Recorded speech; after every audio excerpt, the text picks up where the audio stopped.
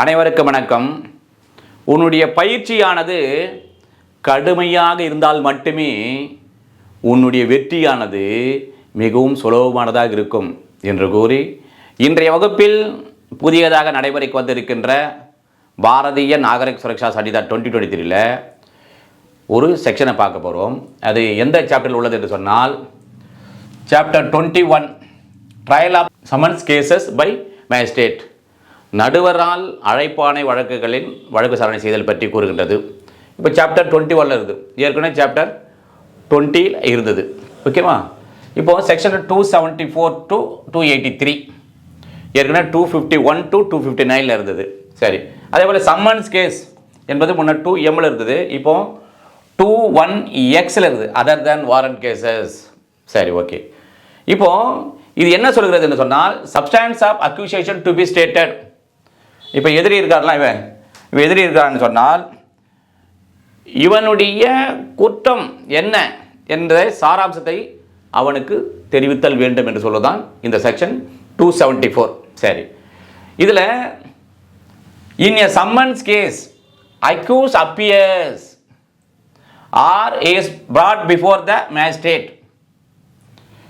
particulars of offense shall be stated to him and shall be asked. shall தான் இது வந்து மேவா ஷல்லானா shall கண்டிப்பாக நீதிமன்றத்தால் கேட்கப்பட வேண்டும். whether he pleads guilty or has any defense to make, but it shall not be necessary to frame a formal charge. இப்போ அப்படியே ஒரு பட விளக்கத்தோட நீதிமன்றத்தில் எப்படி ப்ரொசீஜர் நடக்கிற மாதிரியே பார்த்துருமே. இப்போ இவன் தான் அக்யூஸ்டு. ஒரு அழைப்பாணை வழக்கு விசாரணையில் எவ்வாறு நீதிமன்றம், இது அழைப்பாணை வழக்கு விசாரிக்கிற நீதிமன்றம் வச்சுக்கலாம், ஜுடிஷியல் மேஜிஸ்ட்ரேட் இப்போ திருவள்ளூர், அந்த வழக்கை விசாரிக்கின்ற போது இப்போ என்ன பண்ணும், இவர் வந்து அப்பியர்ஸ்னா என்ன, brought before என்றால் என்ன, what is the difference between appears or brought before என்றால், அப்பியர்ஸ் என்ன பண்ணுது, சம்மன் கொடுத்து அவரே நேராக நீதிமன்றம் தோன்றுகிறார், ஐயா எனக்கு இந்த தேதியில் before 10:30 AM appear before this ஆனபிள் court, அது அப்பியர் ஆகுது. brought beforeனா இப்போ போலீஸ் என்ன பண்ணுறாரு, அவர் ரிமாண்டு பண்ணி அவனை கூட்டின்னு வராரு அல்லது போலீஸினுடைய காவலில் எடுத்து வருகிறார்கள், இதுதான் brought before, அவர் கொண்டு வந்தப்படுகிறார். இவ்வாறு இந்த நீதிமன்றத்தில் அவர் நிறுத்தப்படுகின்ற போது அப்போது அவர் என்ன சொல்லணும், அந்த என்ன குற்றம் இவர் செய்தார் என்ற விவரங்களை இவருக்கு தெரிவித்தல் வேண்டும். சரி, அப்படி தெரிவிக்கிறாங்க. அப்புறம் என்ன பண்ணணும், தெரிவித்த பிறகு இவரை கேட்கணும், ஐயா உன் மீது குற்றம் சுமத்தல் சொல்லியிருக்கீங்களா, இப்போ இந்த குற்றச்சாட்டெல்லாம் சொல்லியிருந்த விவரம் இதை நீங்கள் செய்ததாக ஒத்துக்கொள்கிறீர்களா அப்படின்னு கேட்கணும்.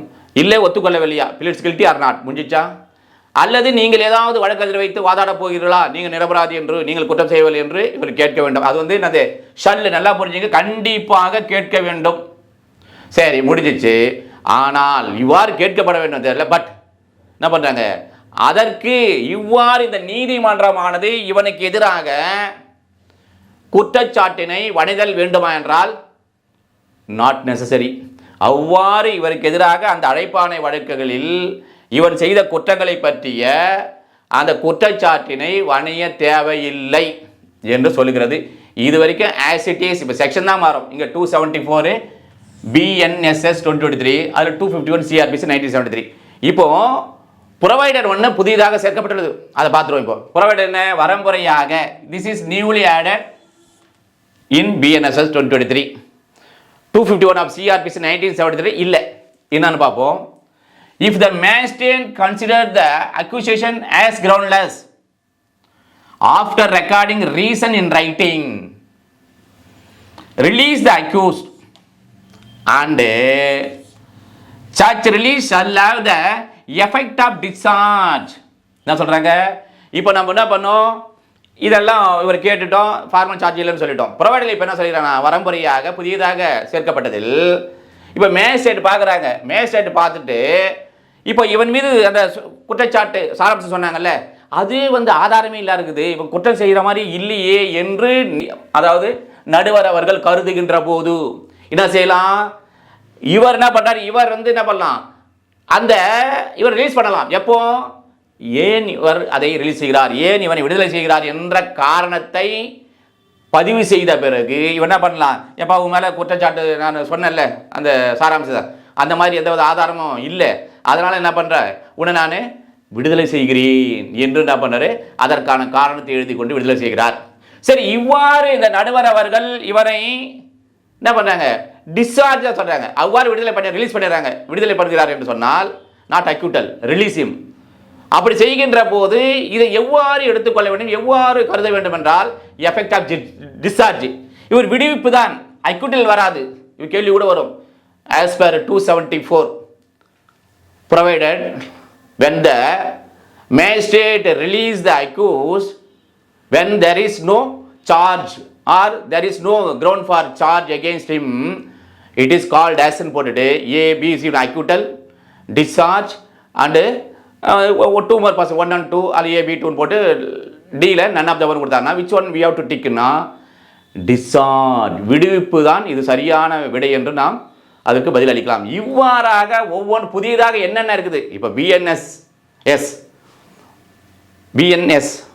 பிஎஸ்ஏ இதில் இருக்கின்ற அங்கங்கே எங்கெங்கே மாற்றங்கள் இருக்கின்றதோ அதை கண்டுபிடித்து, ஏன்னா இப்போ வர எக்ஸாமுக்கு அங்கே தான் நிறைய ஏரியா கவர் பண்ணுவாங்க.